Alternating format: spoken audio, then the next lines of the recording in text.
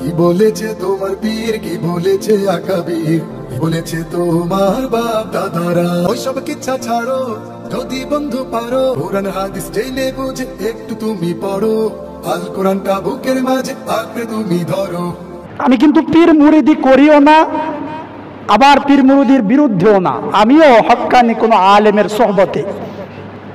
তবে বুঝাইতে চাচ্ছি, যারা পীর মুরিদিকে শিরিক বলছেন, যারা পীর মুরিদিকে পীর পূজা বলছেন, মাজার পূজা বলছেন, আপনারা ভুলের মধ্যে আছেন। আপনারা ভুলের মধ্যে আছেন। ইতিহাস পড়েন, ইতিহাস পড়ে দেখুন, এই দেশে ইসলাম প্রচার করেছে পীরেরা, এই দেশে ইসলাম প্রচার করেছে হক্কানি আউলিয়া একরাম। কাজী আপনি পীর মাশায়েখগণকে আপনি বাতিল বলতে পারেন না। যদি বাতিল বলতেই হয়, আগে আপনার যেই দিন ধর্ম আছে এটাকে ডিলিট করে নতুন করে প্রচার করেন, তারপরে বুঝবো আপনি হন। ইতিহাস এটাই বলে, আজ থেকে 150 বছর পূর্বে এই দেশের মধ্যে ইসলাম ছিল না। 200 বছর পূর্বে মানুষ কিভাবে ওযু করবে, মানুষ কিভাবে নামাজ পড়বে, মানুষ কিভাবে টুপি পরবে জানতো না। ওলামায়ে হক্কানি, ওলামায়ে দেওবন্দ এই দেশের মধ্যে এসেছে। দেওবন্দ থেকে, পাকিস্তান থেকে, করাচি থেকে ওলামায়ে কেরাম এসেছে, দিনের দাওয়াত নিয়ে এসেছে।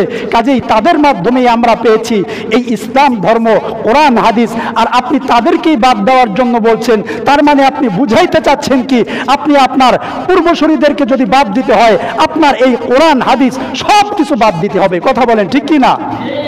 যারা আমাদেরকে দিন শিখাইলো তাদেরকে আপনি কিভাবে মাইনাস করেন? যদি আপনি পীর মাশায়েখ বাদ দিতে হয়, তো আপনার কোরআন হাদিস বাদ দেন, আপনি নতুন করে নাজিল করেন কোরআন হাদিস। তার মানে আমাদের যারা পূর্বসূরি আছে আকাবির, আমরা তাদেরকেই বলি। যারা আমাদেরকে দিনের পথ দেখিয়েছেন তাদেরকে আমরা আকাবির মানি। যারা আমাদেরকে ইসলাম শিখিয়েছেন তাদেরকে আমরা আকাবির মানি, তাদেরকে আমরা মুরব্বি মানি, তাদেরকে আমরা পীর মানি। হ্যাঁ, পীরকে কতক্ষণ মানব? পীর যতদিন পর্যন্ত আল্লাহর পক্ষে থাকবে, পীর যতদিন পর্যন্ত রসুলের সুন্নাহ মোতাবেক চলবে, ততদিন আমরা পীরের অনুসরণ করব। যখনই আমার পীর রসুলের অনুসরণ থেকে বের হয়ে যাবে, আল্লাহর হুকুম থেকে বের হয়ে যাবে, এমন পীরকে মুহূর্তের মধ্যে 3 তালাক সহ 22 তালাক দিতে আমরা 1 সেকেন্ডও দ্বিধাবোধ করব না। কথা বলেন ঠিক কি না? আমরা পীর মানি ততক্ষণ, আমার পীর মানব ততক্ষণ যতক্ষণ আমার পীর কোরআন হাদিস মানবে। যেই সময় কোরআন হাদিস ছেড়ে দিবে, আমি আমার পীরকেও ছেড়ে দিব, আমি আমার আকাবিরকেও ছেড়ে দিব, আমি আমার বাপ দাদাকেও ছেড়ে দিব।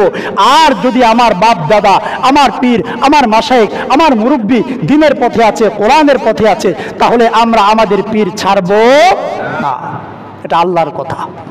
সূরা তাওবা 119। আল্লাহ রাব্বুল আলামিন বলেন, ওয়া কুনু মা'আস সাদিকিন, তোমরা সত্যবাদীদের অনুসারী হও, সত্যবাদীদের সাথে চলো, সত্যবাদীদেরকে বন্ধু বানাও।